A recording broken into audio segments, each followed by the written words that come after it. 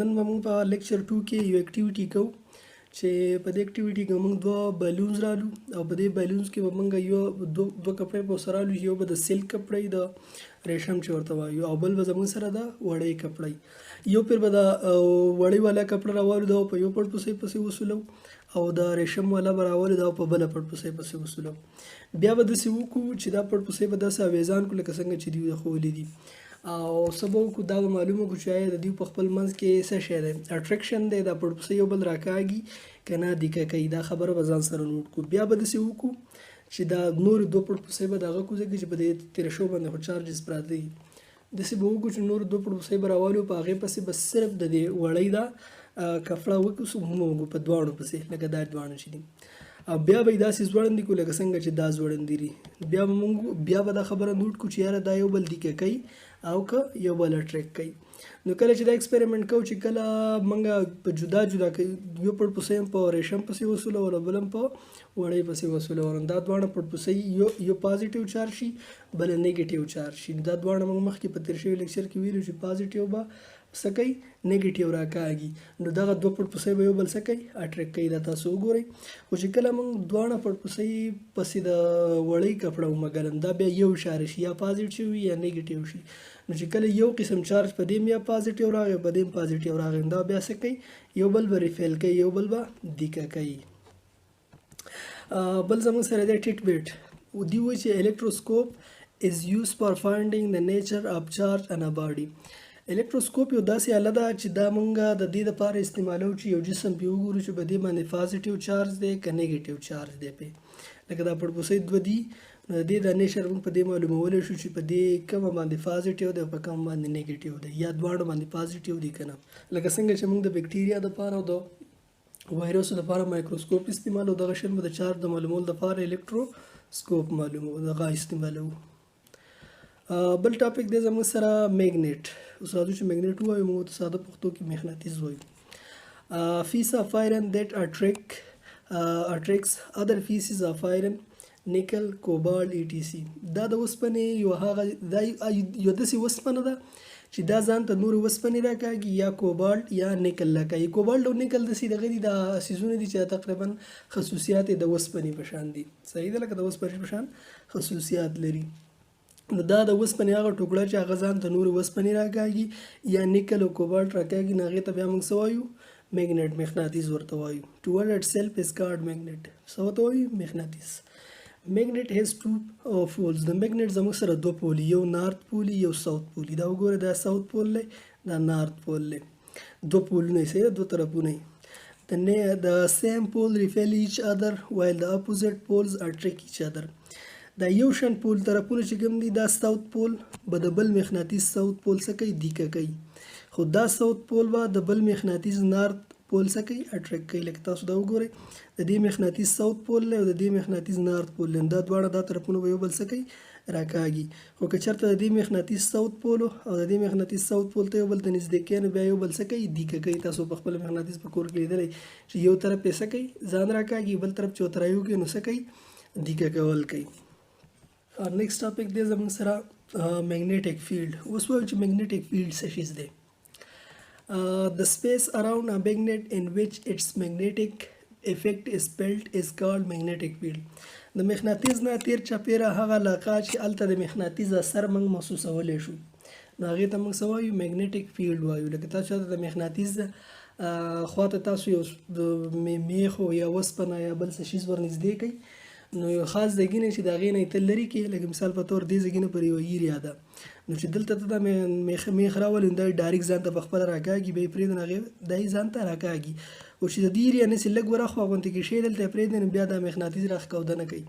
نو د کوم ځای نه پرې چې دا مقناطیس راښکوده کوي یا دیکه کول کوي نو هغې ځای نه پرې موږ هغې ایریا ته څه وایو میګنیټک فیلډ علاقه یې صحیح ده میګنیټک فیلډ ورته وایو. The magnetic field is not visible. یو میګنیټک فیلډ چې کوم دی دا په نظر نه راځي، لکه د مقناطیس د تیر چاپیره موږ څه شغلې رڼا او څه شی نه وي نو چې دې ځای نه پرې به دا راښکوده کوي نور به نه کوي نو دا په نظر نه راځي. بټ اټ از افیکټ بلکې دا یو اثر can be felt by using small test magnet. او دا منګه یو واړه مغناطیس راوالو د دې لپاره منګه چې دا په ټیسټ کو چې د کوم ځای نه پرې مغناطیس ایریا ده یا میګنیټیک ایریا د ولته مغناطیس په لاس سره خي. بل زموږ سره د میګنیټیک لاینز اف فورس.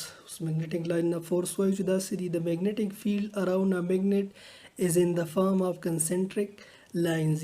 ګوره magnetic field چې کوم دی دا موږ په یو لاین باندې ښایو چې هغې ته موږ کنسنټریک کیږي او منځ طرف ته راغونډې شوي لاین دي. صحیح ده؟ تاسو وګورئ د لاین سری دې ځای ته راغونډ شوي دي، دې طرف ته راغونډ شوي دي، دې طرف ته راغونډ شوي دي.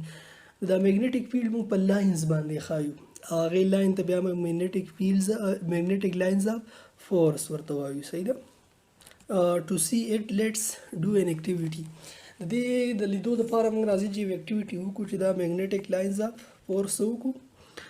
د دې موږ ته پته ولګي چې اساسي څیزونه دي. نو ټیک ا بار میګنیټ، یو بار میګنیټ راوالی دې ته بار میګنیټ وایي. داسې سیده سیده چې پلیس ا ګلاس پلیټ اور ا بار میګنیټ. د دې لپاره یو ګلاس پلیټ څه وکړئ، شیشې والا یو پلیټ راوالی په دې لپاره ونیسئ کېدی بیا. سپرینکل سم آیرن فیلینګ اوور اټ. د اوسپنې وړې وړې ټوکړې پې څه وکړئ، خورې کړئ، سپرینکل یې پې کوئ. ټیپ د پلیټ جینټلی، وداسې وکړئ چې دا پلیټ یې معمولي غوندې کې ټپ ورکړئ. صحیح ده؟ یو ویل سی دیټ آیرن فیلینګ ټین ټو ارینج. نو تاسو به څه وکئ، وبینئ چې د آیرن د اوسپنې دا ټوکړې چې کوم دي دا به ځان څه کوي، را برابروي. کله به یو طرف ته سملي، کله بل طرف ته سملي. چې تاسو څنګه پلیټ خوځوئ دا به څه کوي، یو طرف ته او بل طرف ته سملي ودرېږي. themselves in a definite pattern. صحیح ده؟ this prove that magnetic lines are concentric. نو د دې دا خبره معلومه شو چې دا لاین زموږ سره یو طرف ته ځي، یو طرف ته غونډېږي، د یو ځای نه شروع کېږي بل طرف ته ننوتي. بل دی زموږ سره electromagnetism. اوس electromagnetism به څه شی؟ when electric current is passed through a wire it behave like a magnet. کله چې د یو تار نه الکتریک کرنټ پاس کېږي نو دا تار داسې بیهیو کوي، داسې ځان داسې شو کوي لکه دا چې یو میګنیټ وي. د تار کې چې کله هم کرنټ ځي نو تیر چاپېره به دا څه کوي، د میګنیټ په شان میګنیټیک فیلډ به جوړوي. دا تار به ځان یو بطور مغناطیس شو کوي. صحیح ده؟ د میګنیټیزم پروډیوس بای الکتریک کرنټ از کالډ الکترومیګنیټیزم. اوس دا میګنیټیزم چې کوم په دې تار کې جوړ شو د کرنټ د فلو د وجې، نو دې ته موږ الکترومیګنیټیزم وایو. صحیح ده؟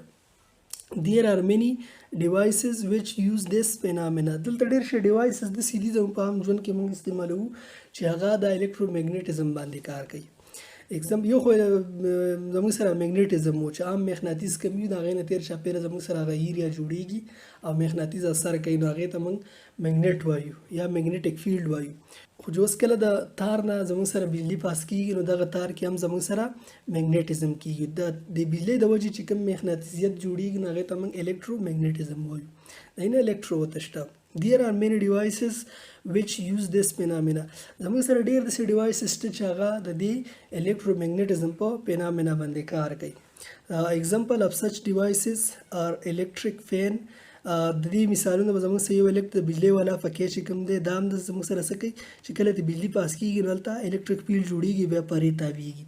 الکتریک ډریل چې کوم دی دا ډریل مشین زموږ سره په دې کار کوي. کرین دا وزنونه چې جوتوي دي ته کرین وایي. لاوډ سپیکر یا واشنګ مشین، هیر ډرایر، دا ټول شیزونه څه کوي د الکترومیګنیټیزم په مدد سره کار کوي.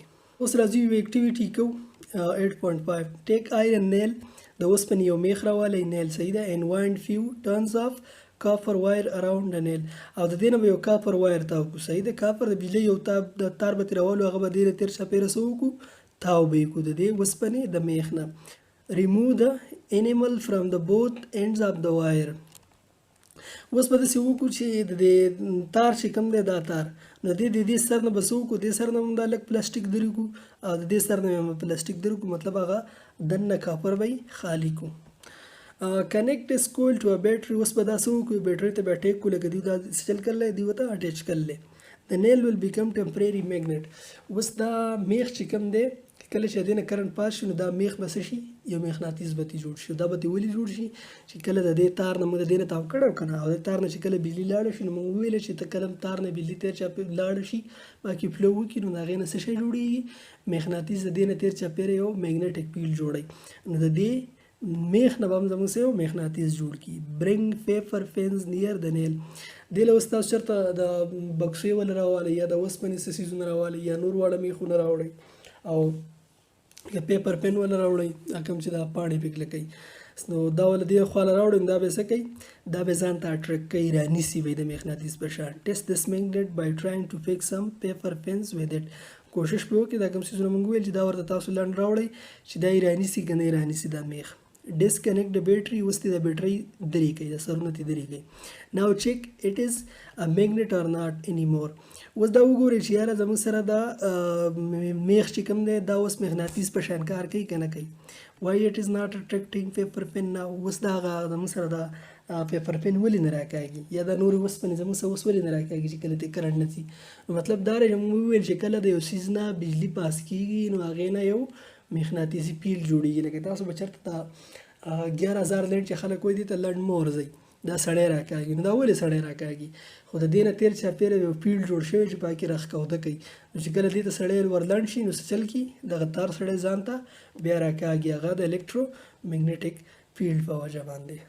نن دپاره دا پوره، نور به انشاءالله سبا کوو. والسلام.